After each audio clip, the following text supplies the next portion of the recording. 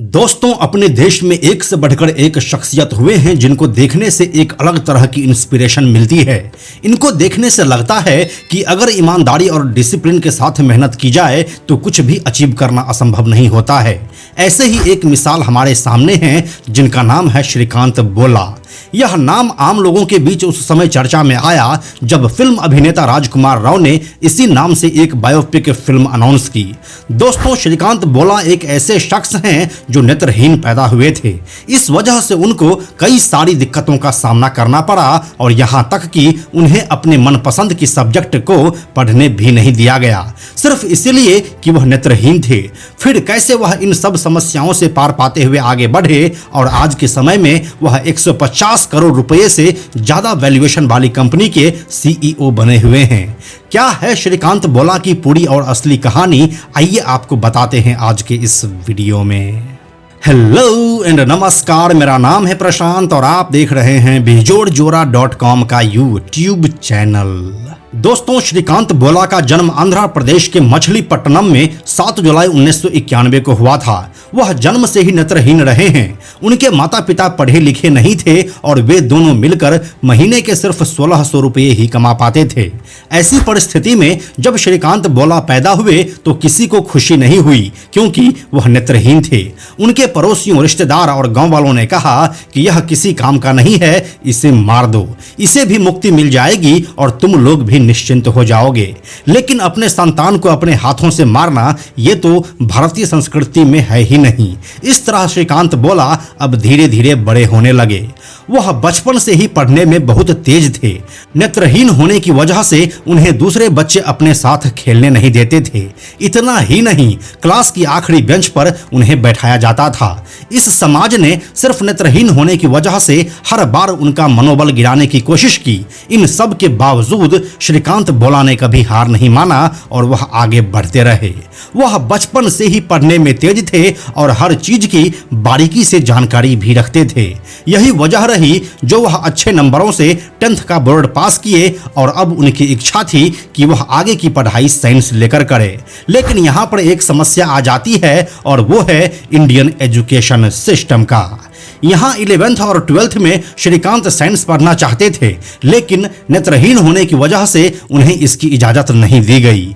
Indian education system का मानना है कि साइंस के पढ़ाई के दौरान कई तरह के केमिकल एक्सपेरिमेंट्स भी करने होते हैं और नेत्रहीन होने की वजह से अगर सही से उसे हैंडल ना किया जाए तो कोई हादसा भी हो सकता है।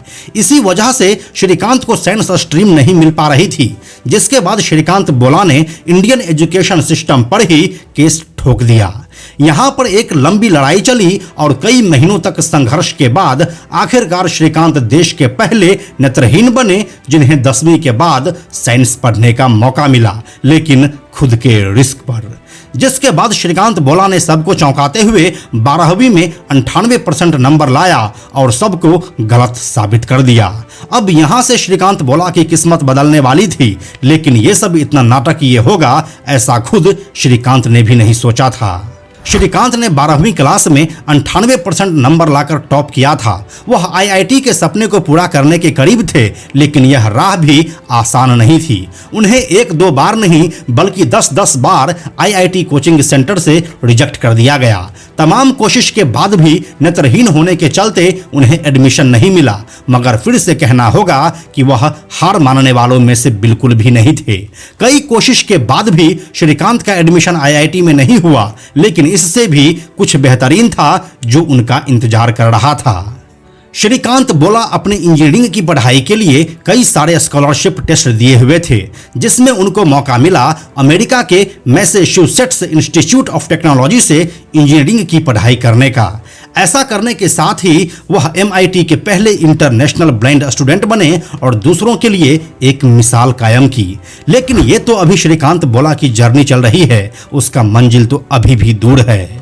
वह अपने 10वीं से पहले ही साल 2005 में उस समय के भारत के राष्ट्रपति डॉक्टर APJ अब्दुल कलाम के यंग लीडर मिशन का हिस्सा थे और आगे चलकर lead India 2020 the second national youth movement के सदस्य बन गए। इसे भारत के पूर्व राष्ट्रपति डॉक्टर APJ अब्दुल कलाम ने शुरू किया था, लीड इंडिया 2020 ने भारत को गरीबी, अशिक्षा और बेरोजगारी को खत्म करके 2020 तक एक विकसित राष्ट्र बनने के लक्ष्य तक पहुंचने में मदद करने का प्रयास किया।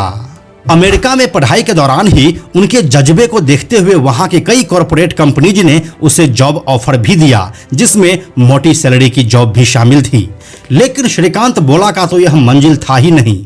वह चाहते थे कि एक नेत्रहीन होने की वजह से जिन दिक्कतों का सामना मुझे करना पड़ा है वह किसी दूसरे नेत्रहीन को ना करना पड़े। दिल में यही अरमान लिए साल 2011 में वह भारत आ गए।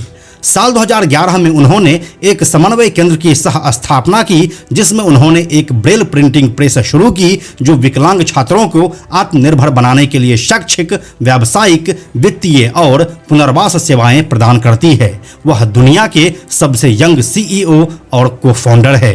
इसके बाद साल 2012 में श्रीकांत ने बोलेंट इंडस्ट्रीज की स्थापना की और बाद में उन्हें रतन टाटा से फंडिंग भी मिली।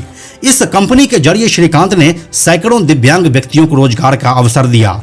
श्रीकांत बोला कि कंपनी में अभी सैकड़ों लोग काम करते हैं, लेकिन उनमें से 70% लोग ऐसे हैं जो किसी न किसी तरह से दिव्यांग है। इस तरह से श्रीकांत बोला उन लोगों की जिंदगी में भी चेंज लेकर आ रहे हैं। उन्होंने अपनी मेहनत के दम पर इस कंपनी को कभी भी पिछड़ने नहीं दिया और हर साल इसमें करीब 20% की ग्रोथ देखी गई। साल 2018 में ही इस कंपनी का टर्नओवर करीब 150 करोड़ रुपए पहुंच गया था। साल 2017 में फोर्ब्स मैगजीन ने श्रीकांत बोला का नाम एशिया के 30 अंडर 30 में शामिल किया, जिसमें भारत से सिर्फ 3 ही लोग थे। इसलिए श्रीकांत बोला कि इस संघर्ष की कहानी को दुनिया को बताना जरूरी था। अब इसी कहानी के ऊपर बॉलीवुड के वर्सेटाइल एक्टर राजकुमार राव श्रीकांत की बायोपिक फिल्म लेकर आ रहे हैं, जिसका नाम श्रीकांत ही है। इस फिल्म में उनके इस पूरे जर्नी को दिखा दिया गया है कि कैसे एक शख्स जब अपने सपने के पीछे हाथ धोकर पड़ जाता है तो उसे कोई भी रोक नहीं सकता है। यह फिल्म 10 मई 2024 से सिनेमाघरों में देखने को मिलेंगी। तो यही थी बिजनेसमैन और एंटरप्रेन्योर श्रीकांत बोला की पूरी और असली कहानी, जिसके ऊपर राजकुमार राव फिल्म लेकर आ रहे हैं। इस कहानी के बारे में अपनी राय आप हमें कमेंट में लिखकर जरूर बताइए। हम जल्दी मिलते हैं आपसे एक नए कहानी के साथ।